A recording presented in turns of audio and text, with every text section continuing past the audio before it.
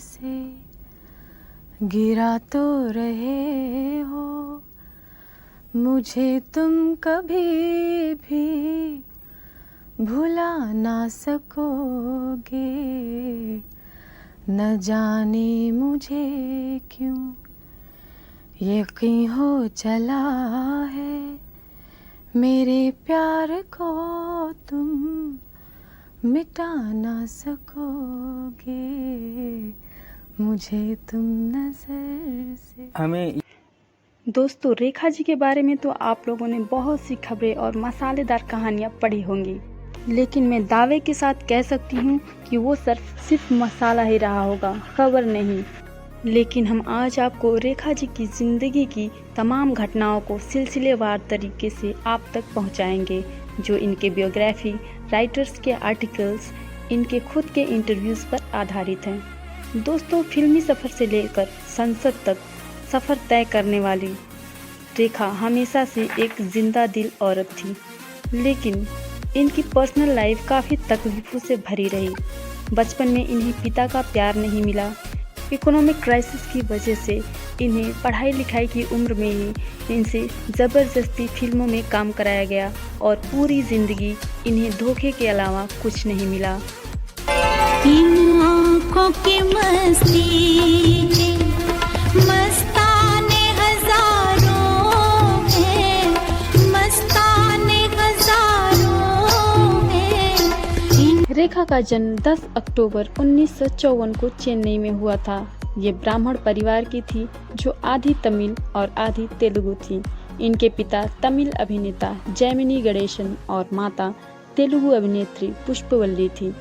रेखा के जन्म के समय इनकी मां कुंवारी थी। जाहिर सी बात है, रेखा को अपने पिता की संतान नहीं माना जाता था। रेखा को कभी भी अपने पिता का प्यार नहीं मिला। रेखा को अपने पिता से सिर्फ तिरस्कार ही मिला। रेखा की मां ने चेन्नई के एक चर्च पार्क कॉन्वेंट स्कूल से इनकी शुरुआती पढ़ाई लिखाई करवाई, लेकिन पढ़ाई पूरी नहीं हो सकी। रेखा को एक्टिंग में बिल्कुल भी इंटरेस्ट नहीं था, लेकिन इनके पिता की आर्थिक स्थिति ठीक न होने की वजह से इन्हें फिल्मों में काम करना पड़ा। 66 में बाल कलाकार के तौर पर तेलुगु फिल्म रंगूला रत्नाम में रेखा ने काम किया। इनकी पहली हिंदी फिल्म थी दो शिकारी।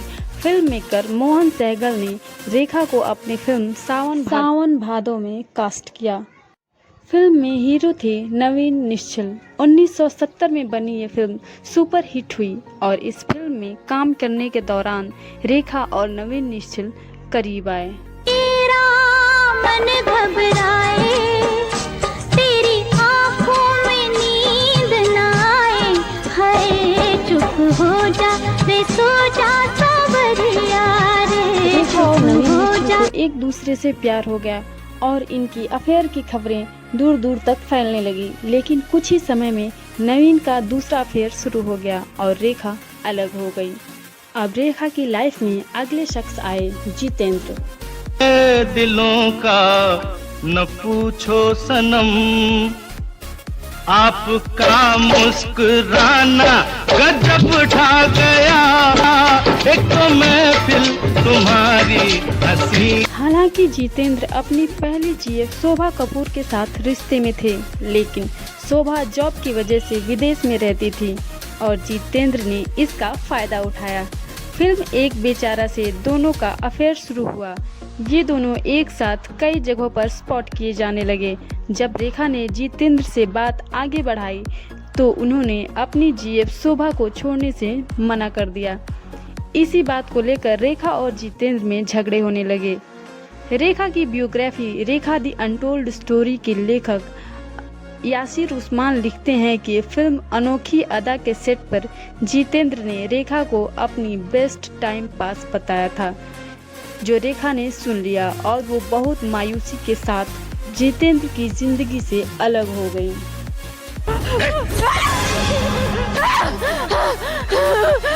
खबरदार, आगे न बढ़े हो। जितेंद्र के बाद रेखा के जीवन में एक्टर किरण कुमार की एंट्री हुई। स्टारडस्ट मैगजीन के 1975 के एडिशन में इस कपल के बारे में एक आर्टिकल छपा था। हालांकि ये जितने जल्दी मिले उतनी ही जल्दी अलग भी हो गए। रेखा के जीवन में अब एंट्री हुई विनोद मेहरा की। दोनों ने कुछ ही फिल्मों में साथ काम किया था। कि जिंदगी में पहली बार किसी ने अपन को मेम साहब बोला। मेम साहब।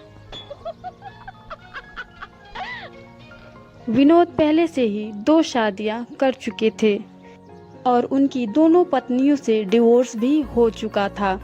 रेखा को तब विनोद मेहरा में सच्चा साथी दिखने लगा। रेखा द अनटोल्ड स्टोरी के मुताबिक रेखा और विनोद मेहरा ने कोलकाता में शादी रचा ली। इसके बाद जब विनोद मेहरा पत्नी रेखा को लेकर अपने घर गए तो विनोद मेहरा की मां ने रेखा को घर से निकाल दिया। विनोद की मां ने रेखा को बिन ब्याही मां की बेटी कहा और चप्पल से मारा। रेखा को तो सदमा सा ही लग गया था। विनोद ने सब कुछ देखकर भी कुछ नहीं बोला। आखिरकार रेखा को इस रिश्ते से भी बेरुखी ही मिली और रेखा ने फिर से अपनी ज़िंदगी अकेले बिताने का फैसला किया। इसके बाद रेखा का रिश्ता एक ऐसे शख्स के साथ जुड़ गया जो सबसे चर्चित लव स्टोरी बन गई।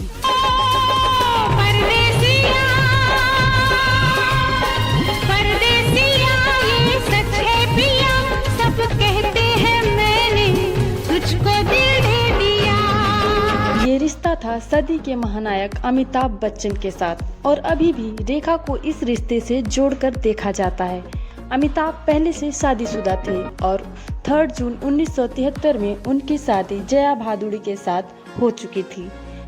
रेखा और अमिताभ के रिश्ते की शुरुआत 1976 में फिल्म दो अनजाने के सेट पर हुई थी। रेखा और अमिताभ ने लगातार कई फिल्में की और एक दूसरे के प्यार में डूबते गए। सालों तक न्यूज़पेपर्स इनके रिश्ते की खबरों से पटे रहे और इनकी जोड़ी को काफी पसंद किया जाने लगा। रेखा के ऊपर अमिताभ का घर बर्बाद करने का आरोप लगता रहा। इसके बाद भी रेखा को कोई फर्क नहीं पड़ता था। इनके रिश्ते की खबरों से जया भादुड़ी पूरी तरह हिल चुकी थी, खासकर तब जब ऋषि कपूर की शादी में 27 जून 1980 को रेखा सिंदूर लगाए हुए आपके चेहरे पे गुलाल कितना खिल उठा है। होली का रंग देखकर पहला प्यार क्यों याद आ जाता है। आपका मतलब डॉक्टर साहब से है ना? इनसे तो मैंने शादी की है और प्यार जैसे प्यार करते थे इसकी शादी हो चुकी है। शादी कर दी गई। हमारी तो राम कहानी सुन ली आपने।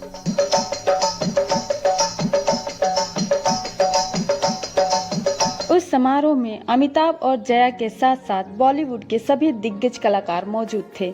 अगले दिन ये खबर फैल गई कि दोनों ने चुपके से शादी कर ली है, लेकिन जया ने रेखा से साफ साफ कह दिया कि मैं अमिताभ को कभी नहीं छोड़ूंगी।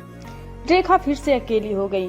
कुछ मीडिया रिपोर्ट्स के मुताबिक 1986 में स्मिता पाटिल की मौत के बाद राज बब्बर ने घर वापसी की और पत्नी और बच्चों के पास वापस लौटे तो माहौल बिगड़ चुका था और उनसे कोई ठीक से बात भी नहीं करता था। इसी बीच उनकी और रेखा की नजदीकियां बढ़ी और दोनों लगातार एक दूसरे की परेशानियां शेयर करने लगे। चंदा देखे चंदा हो वो चंदा शर्मा, चंदा देखे चंदा। इससे पहले भी दोनों कई फिल्मों में एक साथ काम कर चुके थे और इनके बीच अच्छी केमिस्ट्री थी। फिर दोनों रिश्ते में आ गए और इसके बाद रेखा ने शादी की डिमांड ही कर डाली, लेकिन राज बब्बर ने शादी से इनकार कर दिया। रेखा को ये बहुत बुरा लगा और उन्होंने राज बब्बर से नाता तोड़ लिया। दिल टूटता रहा और रेखा आगे बढ़ती रही। ये उस वक्त की बात है जब ये इकलौती ऐसी अदाकारा थी जो पुरुष प्रधान समाज में कमर्शियल फिल्म कर रही थी और सुर्खियों में छाई हुई थी। तभी 80 के दशक के अंत में रेखा पर अभिनेता संजय दत्त को फंसाने का आरोप लगा और संजय दत्त की मां ने संजय की कोई गलती न देते हुए रेखा को कसूरवार ठहराया।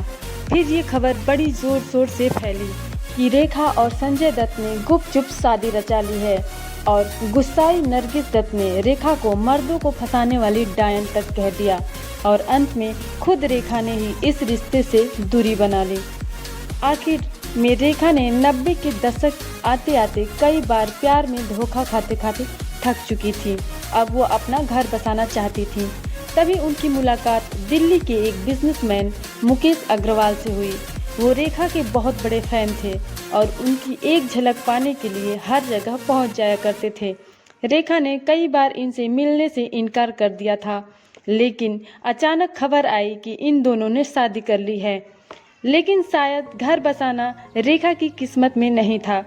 कुछ ही महीनों बाद दोनों के रिश्ते बिगड़ने लगे। तभी रेखा को पता चला कि मुकेश डिप्रेशन के शिकार हैं और उनका मानसिक इलाज चल रहा है, तो रेखा के पैरों तले जमीन खिसक गई। अब रेखा ने मुकेश से दूरी बनानी शुरू कर दी। 2 अक्टूबर 1990 को मुकेश का देहांत हो गया। इस घटना के बाद लोगों ने रेखा को दोष देना शुरू कर दिया और उन्हें चुड़ैल का नाम दे दिया। 1996 में फिर से रेखा के एक अफेयर की खबर आई। एक फिल्म आई थी खिलाड़ियों का खिलाड़ी। इस फिल्म के दौरान इनका नाम 13 साल छोटे अक्षय कुमार के साथ जोड़ा गया।